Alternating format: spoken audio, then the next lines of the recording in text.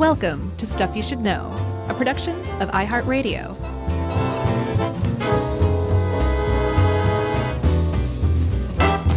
Hey, and welcome to the podcast. I'm Josh, and there's Chuck, and Jerry's here too. And this is a good old-fashioned Stuff You Should Know medical mystery episode. That's right. Look at Jerry over there. She's just sitting there. She's frozen.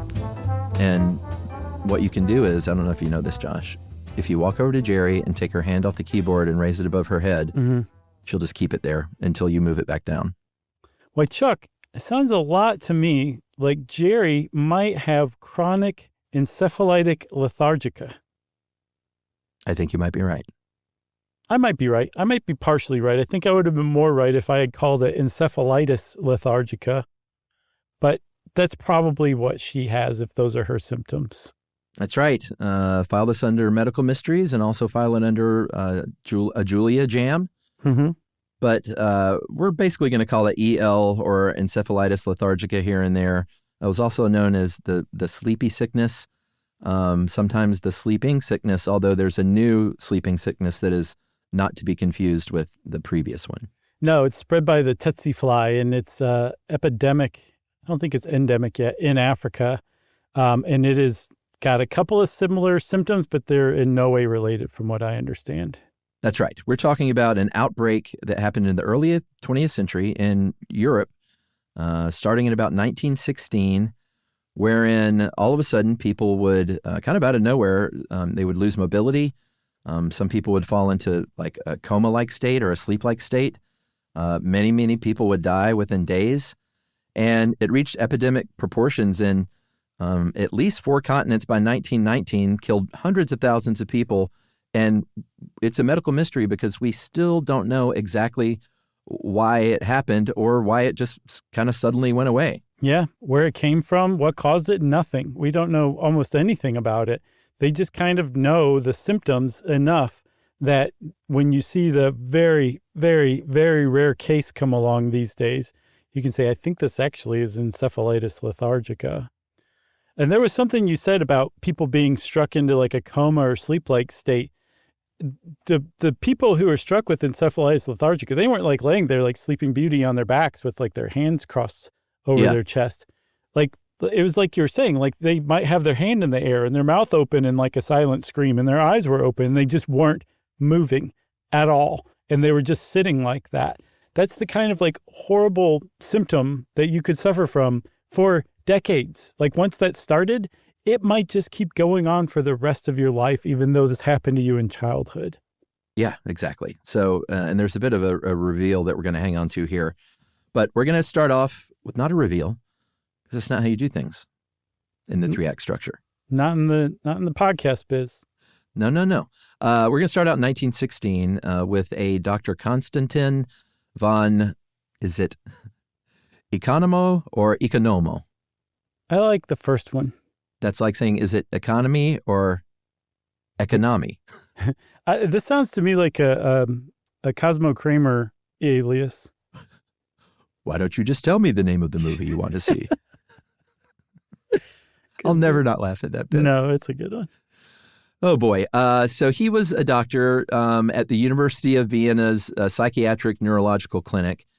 And he started seeing some strange cases come through his office in 1916 where the symptoms were, they had diagnoses on the charts, things like meningitis or MS or delirium, but the symptoms weren't matching these things or anything else that he could think of. Yeah. And the first thing he did was ruled out neurological toxins, infections, and neurological disorders, and then was like, all right, I'm open here. Let's like, no one knows what this is, and we need to figure it out. So let's sort of put our minds to this thing. Yeah, he dove in. He started describing it. He wasn't actually the first one to describe it. I think he was actually beaten by a couple of days, even though some people say it was the opposite way around, by a French physician named Dr. René Cruchet. Mm-hmm. The difference was Dr. Cruchet's take was that this was maybe a behavioral disorder. And Dr. Von Economo said, no, this is like clearly some sort of infection or something like that. It's an epidemic. Yeah. It's transmissible. So that's why this is sometimes called von Economo encephalitis. it was essentially named after because he was the guy who said, this is what's going on. This is what I think's going on. Check out these nutso symptoms. Right. Not so nutso at first, because when people would come in at first, they had basically looked like the flu. Fever, coughing, kind of what you would think of. Everyone's had the flu, right? Yeah. I don't have to. Yeah, there you go. That's much I watched better. Zoolander recently. A picture is worth 1,000 words. A Josh impression of the flu was worth at least 20 of my words. All right. Thanks. Was that part of Zoolander? He had the black lung when he went back home to mine coal with his dad. Oh, I love that dumb movie. Yeah, it's a really great dumb movie. I was like, fun. this is pretty great still.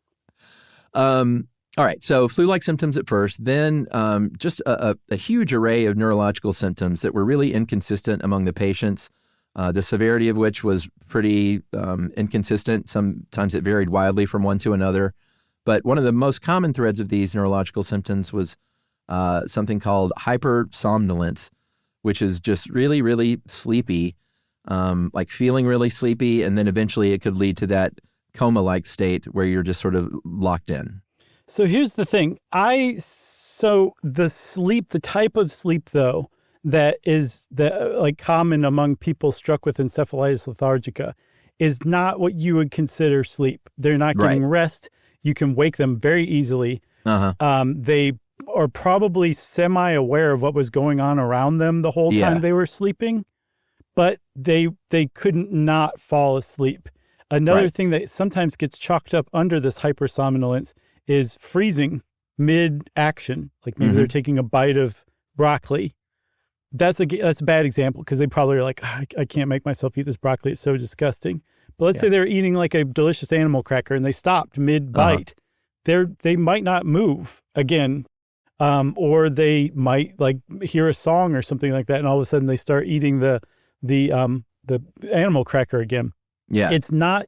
The point is, it's called the sleeping sickness. It's not sleep as you would understand it. Yeah. That's good to clear that up. Thanks. Because sleeping sickness sounds pretty good to me right about now, actually. It kind of does. Half of these cases, it was a pretty wide age range. About half of them were in people aged 10 to 30. Like I said, a lot of the patients died. Sometimes they died within like a week or two after onset of symptoms.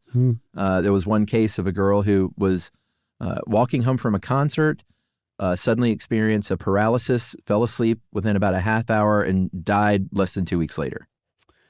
There was also some weird stuff, as we'll see, that had to do with psychiatric symptoms, where sometimes people would be fine after, suffering from this for a couple of weeks, but their personality would have changed. There was one report of, a study found 4 reports of people who developed kleptomania after having suffered this, and then ostensibly were cured from it. So like it could really mess with your head, essentially, in just about any way your head can be messed with. Did Winona Ryder claim that? What was her? Remember when she was stealing stuff? Oh yeah, I remember. It was so weird. It was a big deal. She came back pretty strong, which I'm glad. I like Winona Ryder. She does a great job in Stranger Things. Oh, she's awesome in everything she's ever been in. Heathers, dude, is one of the all-time great movies. She was great in Mermaids. And then, all the way through to Beetlejuice. I'm not going to say Beetlejuice, but definitely Beetlejuice. And then Stranger Things, sure. Yeah, and a great crush of much of Gen X. For sure. Both dudes and chicks. You got that straight. We're talking Gen X. Dudes and chicks? Gen X says that. Yeah, they do. All right, so von Economo was studying all these people. He was studying corpses of these people. He finally breaks it down into its subgroups, the first of which is acute EL. That is the initial sickness that you're going to get. We talked about the flu-y kind of stuff that you get and all these neurological symptoms that are going to follow. Then he broke those down into 3 forms, from most common to least common, starting with the most common, somnolent ophthalmoplegic. How would you say that? Ophthalmologic? Ophthalmoplegic. That's what I'm going with. All right. That's the most deadly form. More than half the patients die when they have this form. This is a really overwhelming sleepiness, but like you said, you're aware, you're easy to wake up. The optimal part is ocular paralysis, so you have you're not moving your eyes. So if people come and they wave their hand in front of your face, your eyes aren't moving or anything like that. And also those neuropsychiatric symptoms that you were talking about, like delirium sometimes, confusion, catatonia, stupor, stuff like that. There was also the worst report that I saw, and I didn't see anything like this, but I checked, and it does seem to have been a case report of a girl from the 30s who basically had a psychotic break because of it, and she pulled out all of her own teeth and gouged out both of her eyes. A little girl did because of this.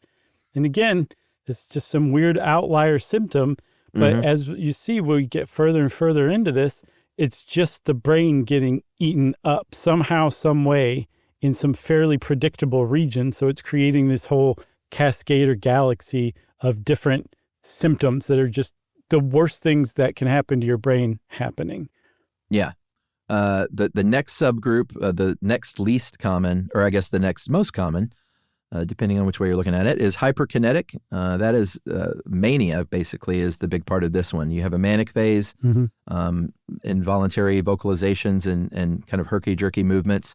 And then a hypomanic phase where there's a lot of fatigue, a lot of weakness. You can hallucinate.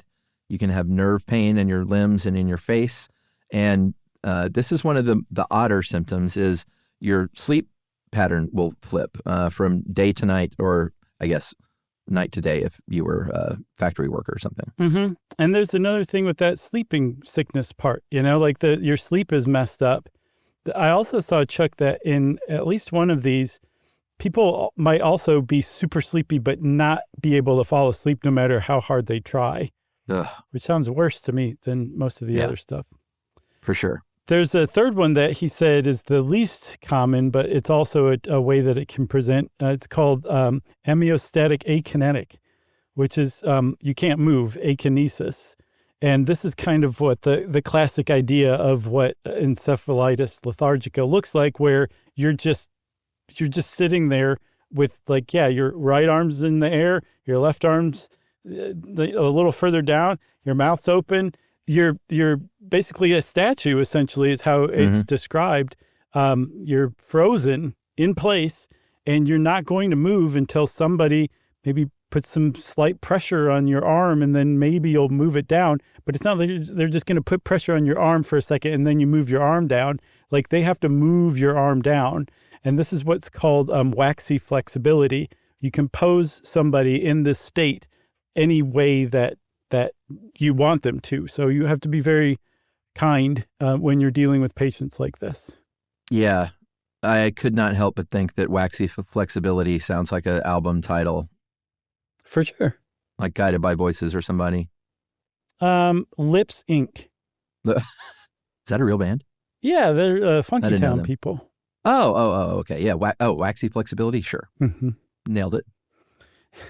Guided by Voices. What was I thinking? This is the biggest part to me. That's, I guess, part of all of this because of the sleeping part. The people suffering this, including the people who are wax figures frozen in place for years or decades potentially, are there mentally.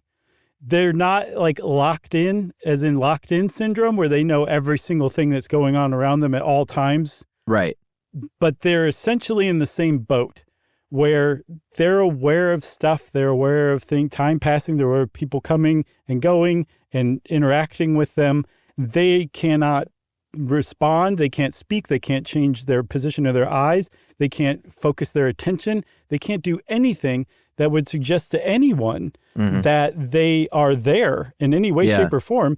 And it wasn't until a genuine medical miracle took place that we understood, oh my God, these people have been there in their heads the whole time. They're not just comatose, just completely out of consciousness. They're conscious. Yeah. Yeah, for sure. And, earlier I said they're locked in. I didn't mean the literal locked in syndrome. I just meant sort of, look like they're locked in. So right. Yeah. I didn't take it like that. Yeah. But I think people might have. So, Well, come on, guys. We don't know how many cases there were. It was a legitimate pandemic, though. It's one of those things that was hard to diagnose. They think it was underdiagnosed and reported. Estimates run from 500,000 to more than 1 million. But they think that maybe half of the cases weren't even reported, so who knows how many it could have been. And about a third of them died, a third survived and were kind of okay, and then a third survived and then got it again later on.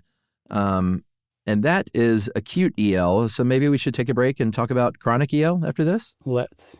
All right, we'll be right back.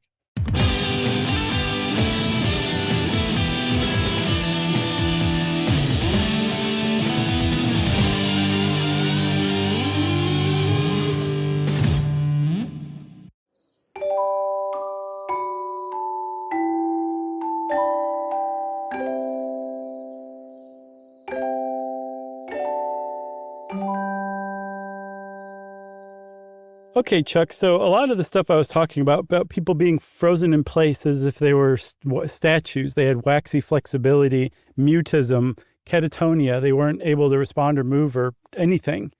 When I said for like years or decades, more accurately, I would have been referring to the chronic form of encephalitis lethargica, because it was essentially, it seems to me, kind of like amniostatic akinetic, but for years and years. Mm-hmm. The scariest part about all this was that you had gone through the standard case of encephalitis lethargica, one of those three that we just talked about, and got better. You may have died. You may have gotten better, but maybe you had like behavior changes, like you turned into a kleptomaniac or something like that. Yeah. Or you got better and thought everything was fine, but then you suddenly suffered from being just a ton of bricks being dropped on you, and all of a sudden you can't move for the rest of your life, even though it's been 10 years since you had that case of encephalitis lethargica. Yeah, for sure. The chronic is much the same as the earlier, but with a few added symptoms, one of which is very, very strange. You can have mood swings, pretty normal, feelings of euphoria, and maybe even an increased libido, which is not the weirdest thing. Psychosis in about 30% of patients. Again, not the most abnormal thing in the world, but excessive silliness and the use of puns was an actual symptom that they saw over and over again in acute cases. Yeah. Isn't that bizarre? Or not acute, in chronic cases. Sorry. Right. Yep. Yeah. But again, the defining trait, the one that people would point to and be like, oh, that person has chronic encephalitis lethargica, is that statue thing that I was talking about. And that's more clinically called, rather than that statue thing. Doctors tend to call it post-encephalitic Parkinsonism. And Parkinsonism is one of those difficult things to grasp until you just stop trying to think too hard about it. It's essentially a bunch of movement and neurological symptoms and dysfunctions. And Parkinson's includes Parkinsonism, but not all Parkinsonism is Parkinson's disease. That's right. Okay. It took me way longer than I care to admit to finally just nail that down and stop running in circles trying to figure it out. Yeah, I mean, I think they even, one of the reasons they call it post-encephalitic Parkinsonism? Parkinsonism. Yeah. Jeez, that's a tough one. I know. Or PEP is to distinguish it from Parkinson's, which isn't exactly the same thing. Yeah, and one of the big things that distinguish it, because that shares a lot of symptoms, but one of the things that distinguishes post-encephalitic Parkinsonism and Parkinson's disease is that Parkinson's disease progresses gradually in a predictable pattern. Post-encephalitic Parkinsonism, like I said, it can come out of the blue. You could be, again, sitting there eating an animal cracker, and all of a sudden, you never finish eating that animal cracker for the rest of your life. It just can suddenly come out of nowhere, and you're just living your normal life, and then all of a sudden, you're in an institution, and you're bound never to move again unless you happen to be in the right place at the right time in the late 1960s. That's right. And this is the big reveal. If you were hearing these symptoms and you think, hey, that sounds awfully familiar, I think I saw a movie about that, then you're correct. This is the movie from the book Awakenings, based on neurologist Oliver Sacks' book of the same name, about his work with EL patients in the 1960s. I think there were 80 chronic EL patients he worked with at Beth Abraham Hospital in the Bronx, New York in 1966.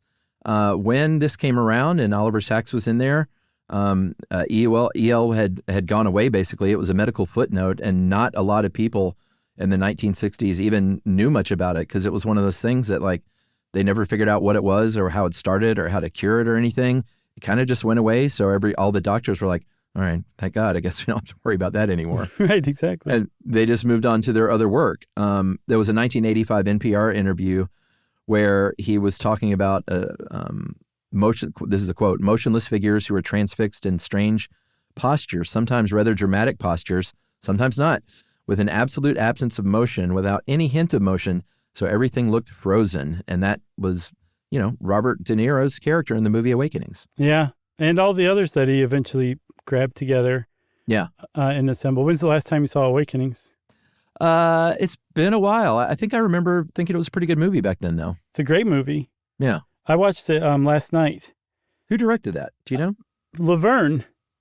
Oh, was that Penny Marshall? Yeah, she did a great right. job. It was great. Yeah. I mean, like, I don't remember if De Niro got an Oscar or not, but if he didn't, that's one of the all-time great snubs. Yeah. He did amazing. I forgot how wonderful Robin Williams is, too. Just, man, what a great guy that dude was. Great dude. Great movie, too. Watching a thing with him this morning, and very, very sad stuff. What were you watching? It was an Instagram post of him with his mother, and his mother making him laugh. And I think the whole point of the post was, like, you rarely got to hear Robin Williams, like, genuine laugh. Mm-hmm. And I heard it, and I was like, yeah, I don't know if I really ever heard that. And his mom made him laugh that hard. It was really sweet. Can you do an impression? It was kind of a ha-ha-ha thing. Oh. I mean, not like that, but it was exuberant, but it was like ha-ha-ha-ha, not like my goofy childish laugh. I got you. Yeah. So good movie, and it was 100% based on this, so much so that it's funny, they went to the trouble of changing the names of the changed names that Oliver Sacks had in the book. Wow. So, yes, Awakenings actually is pretty faithful in a lot of ways. I mean, there's a lot of, like, movie stuff, literary license in there, but yeah, sure. For the most part, it's pretty faithful to Oliver Sacks' book. And again, it's nonfiction. Like, Sacks is a neurologist, or he was a great neurologist and a great writer, too. So he didn't take a lot of literary license as far as I understand. Yeah. So the movie being close to the book means the movie was fairly close to real life. And one of the tests that Oliver Sacks conducted was he would demonstrate that these people had demonstrated what's called paradoxical kinesia, where somebody who seemingly can't move and hasn't moved for days, months, however long it was since the last time somebody moved them, could suddenly move in a way that they just should not be able to. And the way that he demonstrates it in the movie, and I believe in the book he did this too, was he would toss them a ball. And all of a sudden, somebody who's just sitting there with their hands in the air and their face frozen in this mask, this expressionless mask, just suddenly moves their hand without even moving their eyes and catches the ball. And that was, I think, again, at least in the movie, I haven't read the book, how he identified people in this, what they call the chronic hospital that he worked at in the Bronx, by finding somebody who kind of fit these symptoms and then tossing a ball at them. And there's a very cute, funny part where he does it to one person and she gets hit in the face and is like, ow, why'd you do that? And she clearly didn't have encephalitis lethargica. It's pretty cute. It sounded a couple of minutes ago like you said Oliver Sacks. I know, and I didn't correct myself. You're an all-time great conversation analyst, though, for noticing that. Well, I mean, that's a different movie altogether. Oliver Sacks. Yeah. Also called Awakening, so. Yeah, God, was that a couple minutes ago? Have I been talking that much? Oh, I have no sense of time. It might have been 10 seconds. That was amazing, Chuck. You've been killing it with the jokes lately. Oh, thanks. One of the things you mentioned there is like they could catch a ball or something. Another thing that would happen, like he said that if there was an emergency, like another patient falls on the floor, all of a sudden somebody who like previously has not moved for days or weeks or months might just leap up out of their wheelchair and assist them and then sit back down and go back to their statue pose. And that phenomenon that you're talking about that's the big key difference between PEP and Parkinson's disease is called kinesia paradoxical, where you're switching, between mobility and immobility. And that is not something that happens generally in Parkinson's. No, but I saw that it does some. So yeah, but I think for the most part, it's more associated with chronic encephalitis lethargica, right? Yeah. So this original thing, this disease, this mysterious disease, encephalitis lethargica, suddenly appeared out of nowhere in 1915-16, ravaged the world for 10 years, and then just vanished. And like you said, let a whole generation of neurologists off the hook for having to explain what it was. Like they really tried. Like people like von Economo really tried to figure this out. I think 9,000 papers were written during this epidemic. Yeah. And there were some things that they kind of were able to pin down, but the big questions were just left unanswered. We just don't know. Like one of the big ones is, how do you even catch this terrible disease? Yeah. Like, is it contagious or not? They still didn't have a definitive answer at the end of their study on that. Evidence on transmission was really, really mixed. There were a couple of anecdotal cases that kind of illustrate that. One of them, there was among 7 members of a family in a small apartment, only one family member got sick. Another case, there was a girl living at something called the Derby and Derbyshire Rescue and Training Home, showed signs of EL, and then very soon, within 2 weeks, 12 of the 21 residents got sick.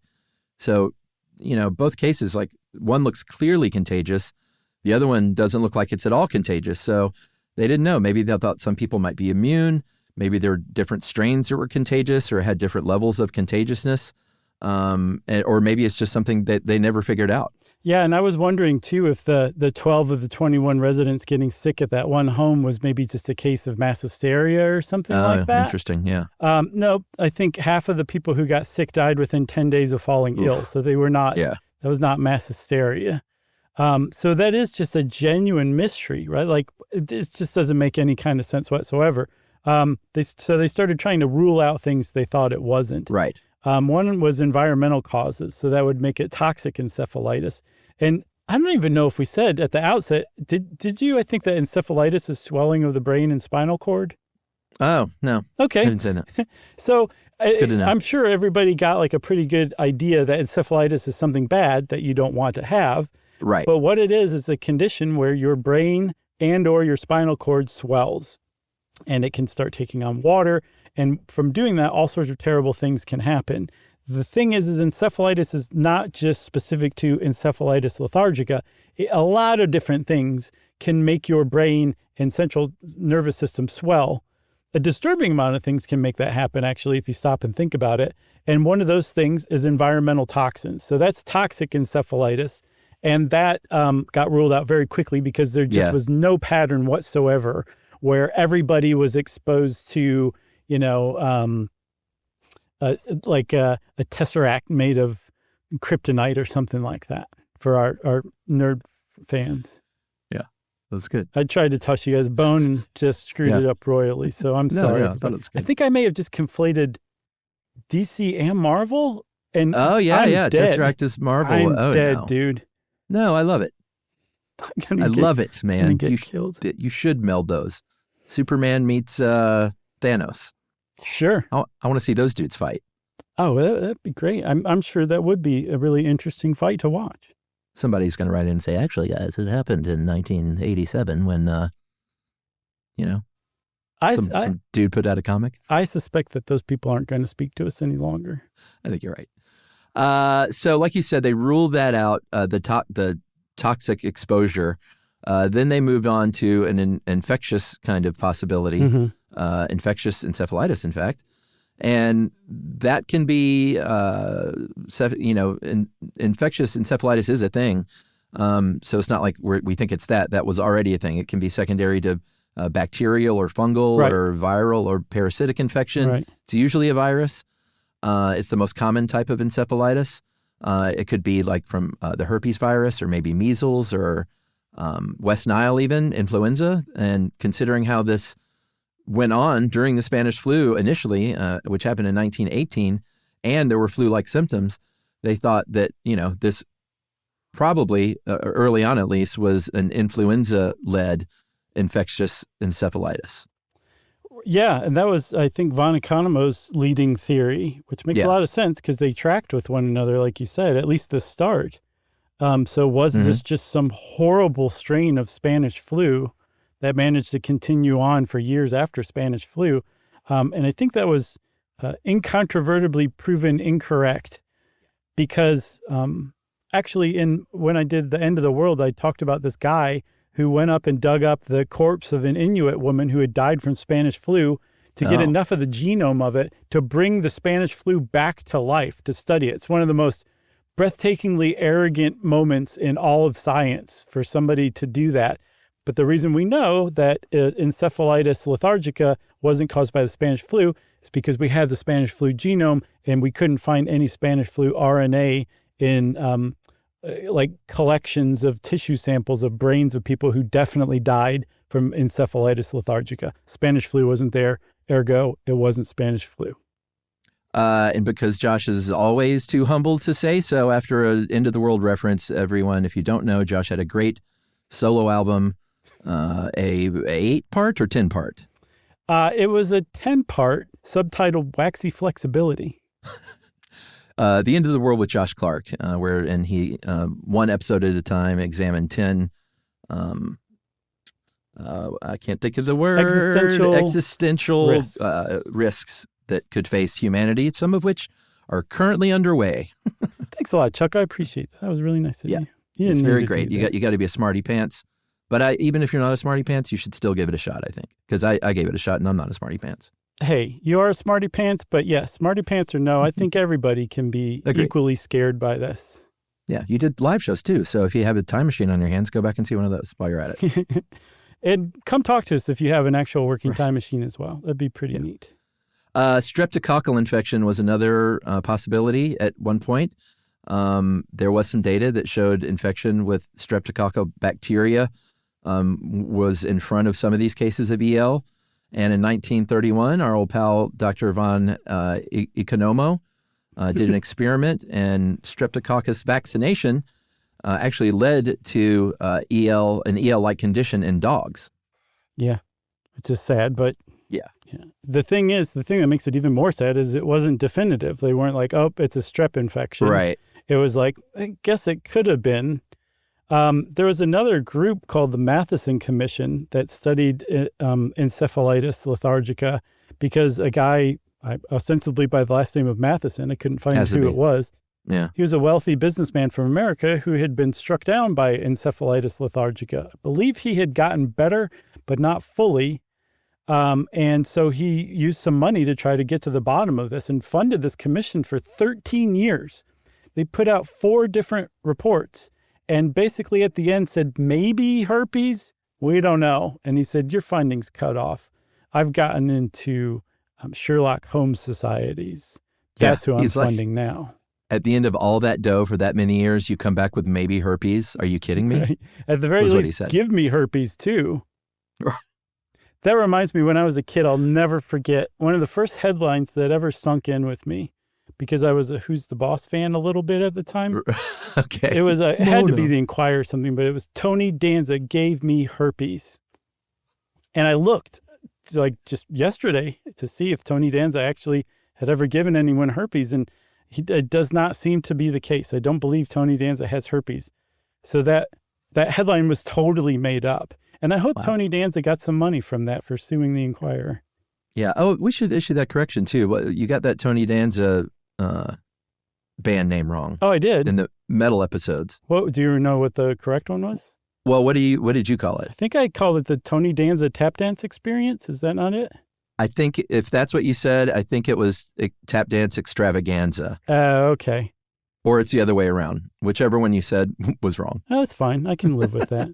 Yeah. We had a few metal people write in about that. So can't not correct the Tony Danza Tap Dance Extravaganza. I'll bet they were nice though, like to a person pretty much. All the metal fans that wrote in said, even the ones correcting us were like, that was great. Yeah, that's the metal way. It is. All right. Shall we take our other break?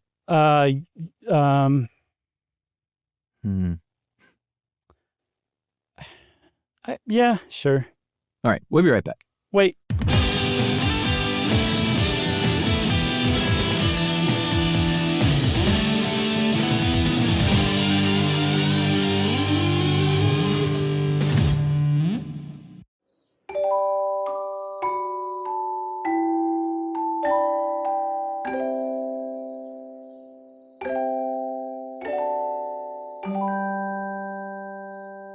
All right, so we mentioned some people studying, different causes back in the day. They never could find anything out, like we said, and for about 30 years, they just kind of left it there. And it was in the late 1960s when neurology researchers that were working on Parkinson's really hit on it when they developed L-dopa, or levodopa, which is a substitute for dopamine, which is the missing neurotransmitter, in Parkinson's disease. And it was released in 1967. And it brought akinetic Parkinson's disease patients back to life. And if you've seen the movie Awakenings, that's basically a big storyline. That's where it picks up, is when Oliver Sacks scores some L-dopa. He did.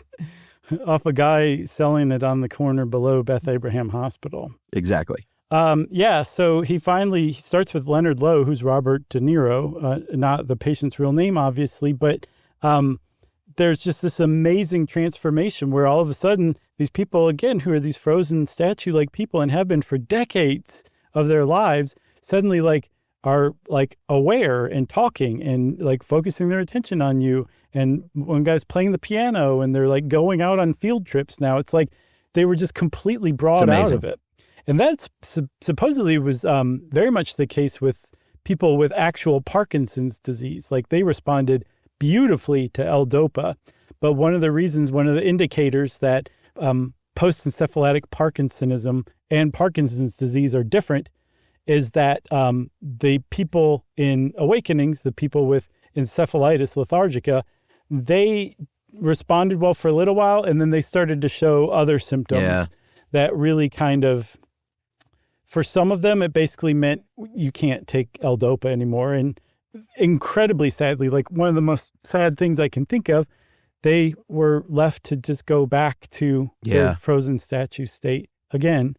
And don't forget, there is a great level of consciousness within them when they're in this state. So they came out of that state in which they were conscious, came to full consciousness and full interactivity, and maybe even left the hospital on a field trip, and then had to go back to their frozen statue state again, conscious of this whole experience.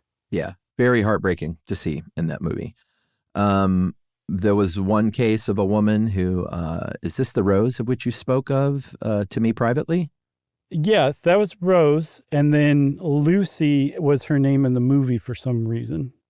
Okay. Well, this woman, just one of the cases of Oliver Sacks, she came out of it, and she basically described being aware of everything that was happening for decades and understanding what was happening, but just not feeling a connection to it. There was this weird disconnect. She knew about Pearl Harbor. She described knowing about the assassination of Kennedy, John F., that is. And she said that it just didn't seem real. She said, nothing has seemed real since 1926 when I got the encephalitis and came to a stop. I know I'm 64 now, and that this is 1969, and that I'm an elderly woman in a bizarre situation in a chronic hospital, but I feel like I'm 21 and I feel like it's 1926. Yeah. Man, can you imagine? Yeah, and very sadly, she was one of the ones who did not have her symptoms with L-dopa were too extreme to continue on taking L-dopa. Yeah, and some people, came out and were just overjoyed and elated with this kind of thing, obviously. And some people came out and obviously you could also see had a very hard time with lost decades. It could not have been an easy thing to accept either way. The movie, there is good news. There is a bit of a silver lining because the movie does not cover the fact that after this, a lot of the patients finally regulated with the L-dopa and were able to lead compared to sort of their previous life, a somewhat healthy life. They weren't in that statuesque locked-in state. They might not have fully recovered, but they led an okay life. Right. Yeah, and they do mention that at the end in really? one of those, I guess, epilogues or postscripts, where they talk about how they continued on experimenting, and some people it kind of worked out with a little bit. So, but they don't show it in the movie. The movie's all sad at the end. Yeah, it's so sad. It is. And oh my God, just go watch Awakenings again. I even watched it. I accidentally watched Patch Adams first, and I wanted to watch Awakening so bad. I still watched it after Patch Adams, after Zoolander, and then I finally watched Awakenings. I was up till 4 a.m.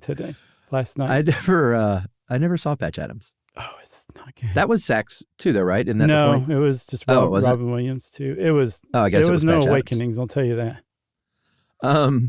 Yeah, I need to check that out. It's funny. I met a guy named Leonard Lowe one time years ago, and the only thing I could think in my head was, "My name is Leonard Lowe." Yeah. Like I just remember De Niro saying that. You didn't say that to him?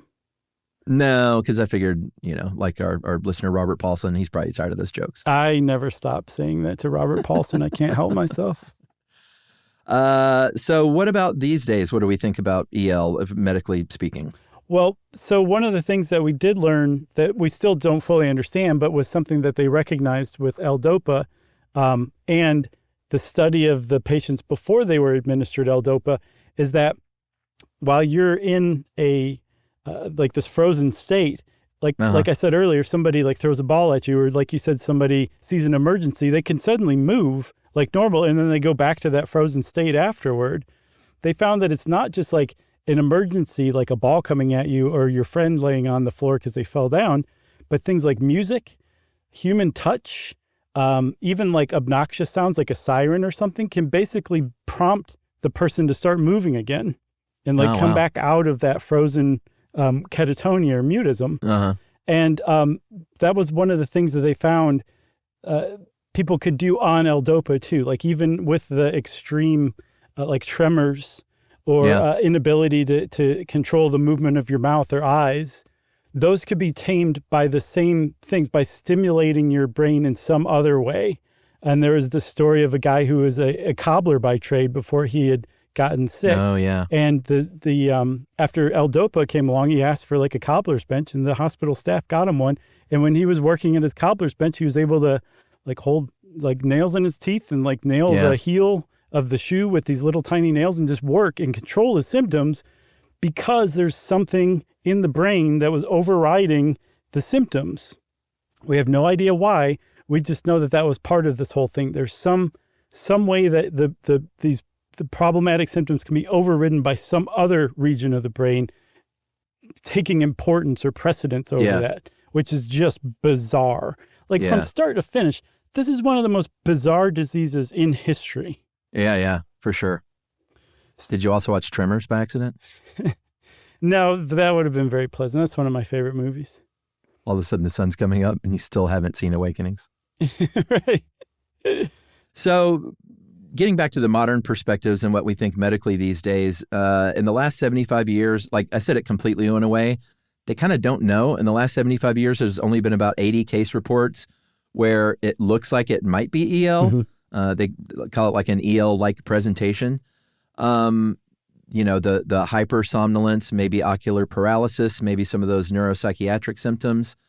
But they're really not sure because the cases are pretty varied and the symptoms are pretty varied.